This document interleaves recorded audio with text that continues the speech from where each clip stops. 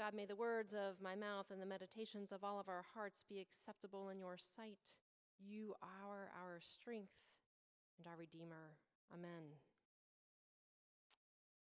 As a mom of young kids, I have the joy of rewatching a lot of classic things, both in TV and movies, again through young eyes. I wasn't sure really how my kids would respond to things like The Sound of Music or all the original Star Wars movies. Would they be too slow and boring, given what cinema is these days, and especially animation? Animation is so fast. How would they respond to something like Charlie Brown? Well, I'm very pleased to report they like Charlie Brown. This is good. This goes a long way in our household. And rewatching some of the classic tropes is always a little bit eye-opening, specifically one in Charlie Brown. It's a little eye-opening, a little bit funny, slightly heartbreaking. It's the one where every single time when Lucy holds the football and Charlie Brown goes to kick it, she picks it up, and he again goes hurling through the air over and lands with a thud on his back. And I watch my kids watch this over and over, maybe this time thinking, well, surely she's going to leave it there this time, right? I mean, she's going to leave it there this time. She's promised him. Or surely he's not going to kick it again this time, right? One of those two things is going to happen. And inevitably, the same thing happens again and again. And I hear their little cackles of laughter. I have to say, as an adult, I find this less funny. Maybe because, frankly, it seems a little too on the nose, a little too close to the bone at times. And maybe that's being a grown-up, so to speak, that we know that these things happen, but I don't think that that's all of it. I think the reality is that we live in a specific time when it's really hard to know who or what we can trust. Like the metaphorical football could be picked up as we're running towards it at any time, in any place, in any given day. And now the seeds of mistrust have been sown forever, and as long as people have been around, seeds of mistrust have been sown. But in the era of technology that we find ourselves in, seeds of mistrust are spread so incredibly fast. And sometimes it's a silly thing, really kind of a harmless thing. I fell prey to one of those recently. I looked on my phone in a social media app and saw there this wonderful, promising picture of a Golden Girls relaunch. Golden Girls, any other Golden Girls fans out there from way back when? Well, I loved this show as a kid, and I was thrilled to see it was coming back with some of my very favorite actresses. I very quickly shared it and was soon embarrassingly told by a friend who sent me a text, hey, that's fake, by the way. You fell for fake news, and then you just shared it. I very quickly took it down, hoping no one would notice, which of course they did. Now that's somewhat harmless, okay. But sometimes the things that are spread, the very intentional disinformation, is not harmless. We know this. It's led to some awful things that we have seen. It's led to an attempt to overturn the 2020 election. It's led to an attempted coup, really, in the ongoing attack on our democracy. This kind of very intentional sowing of mistrust has led and continues to lead to very real threats to actual freedom and safety in our own country. Jesus said, "A house divided against itself cannot stand." And that's exactly what the enemies of love and justice would like to see, that the distrust grows so large and wide and deep that we stop cooperating, that we stop listening to each other, and that we just simply keep each other sized up in tidy, predetermined boxes and leave each other there on the shelves. Friends, we're in a time when distrust between us and others, and even in our own families, is toxically high. And that is one of the things that makes this country that we love so much very vulnerable to authoritarianism. If we can be separated and pitted against each other, then we can be easily swayed by something that seems sure and steady, even if it is quelling. In a recent sermon, Rabbi Sharon Brous said that really the only thing that's really ever prevented authoritarianism is a multiracial, multi-faith coalition. Because rather than being pulled apart, we have to pull together. And that is essentially what the Apostle Paul is saying to the church at Philippi in our reading today. He's saying, friends, there's too much at stake here to get stuck in the smaller stuff. Paul is asking them to remember the big picture, to remember their why, and to see beyond their temporary disagreements, to not let those things threaten the fabric of their vital and fragile community. Now, upon first glance at a surface reading of our portion from Philippians, we could read it as if it is saying, when Paul says be of one mind, we could interpret that to say, oh, he's saying just agree on everything, or don't question things, or just trust blindly. But that's not what Paul is saying.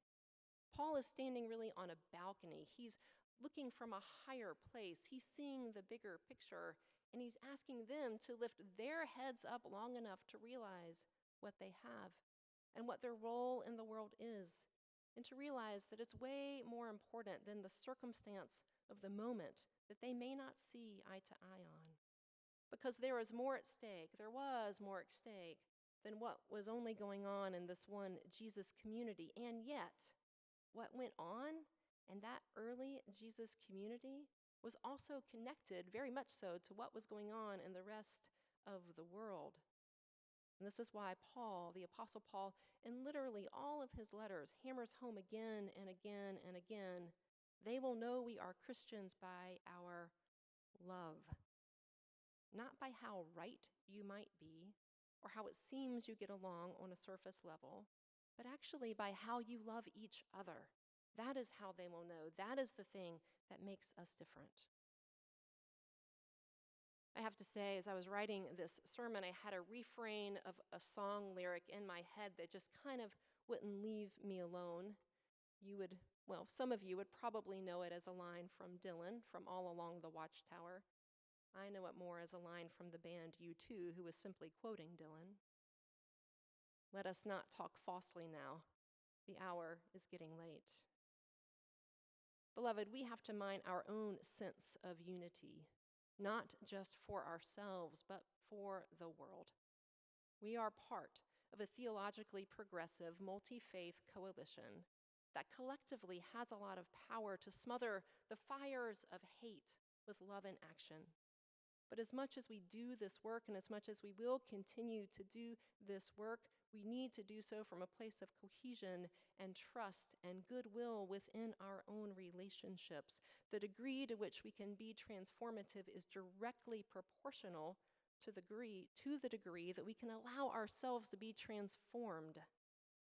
Changing the world through love, compassion, and courage is always an inside job first. We've been having good and honest and challenging conversations about the budget this year. We've been having them actually for a couple of years, but it's coming home a little bit more this year. Good and challenging conversations about short and medium range plans to be the Hancock of today rather than the Hancock of 20 years ago or the imagined Hancock of the future. We have to be where we are today. And the better that we can do that, the more effective we can be now, and the more effective we can be in the future with our longer range visions. So can we trust each other enough to do this? Can we trust each other enough to see the bigger picture, to realize that we all want the same thing, and we may have different ideas about how to get there, but that the intention of everyone who loves this church and is here is to be faithful and healthy now so that we can continue to be faithful and healthy in the future. So can we assume good intent, all of us, even with those that we disagree with? And assuming good intent doesn't mean blindly trusting everyone all the time, no matter what. but generally within reason, starting from a place of assuming good intent unless proven otherwise, and even then, working to heal that, rather than assuming questionable intent until proven otherwise. This would help us to major on the majors and minor on the minors, to see the bigger picture, to remember our why. It's a little bit like the 25%, 75% general rule that we talked about a few months ago. This is something from Pastor Emeritus of Riverside Church in New York City, Jim Forbes, who says, "It is good and right to be happy with your church about 75% of the time, and not so 25% of the time, because that 25% you are willingly and lovingly giving up for someone else, that 25% is part of their 75%. Because we're not going to be pleased and agree with every single thing all the time. And I don't mean big theological things. That's why we have denominations, right? But generally, within a theologically progressive world view, we can major on the majors and minor on the minors. That means we may not love every single song that's sung, or every single sermon that's preached, or every single pastor that leads, or every single leader or decision that is made all the time. And that's okay, because we're still in covenant relationship with one another, because we see the bigger picture, and we know that much more is at stake now in the current world and political climate than losing each other in the minors and neglecting the bigger picture of our why and where we are headed. We have to trust in one another, that we can start from a place of assuming good intentions over time and over years and decades. And as we do that, our rough edges can be rubbed off, and we can make room for the love of God to flow in and out of us again and again and again and into the world. Friends, this is always needed, always, always, always, to remember our why, the thing that holds us together, to not let smaller things distract us. But I have to say, today, and not just today, but today in the world that we live in, this feels crucial. The truth is, we don't know what lies ahead of us. We watch the political stage. We take in the changes that are happening faster than we can begin to keep up with. And friends, we need each other. We will never be a monolith. Thank goodness. How boring would that be? How boring. We are proudly part of a larger multi-faith movement that has helped to shape the world, that has always been used by God to bend the arc of the universe towards justice, but changing the world through love, compassion, and courage cannot be separated from how we treat each other. Justice is inextricably connected to how we love each other in real relationships here and now in our actual lives.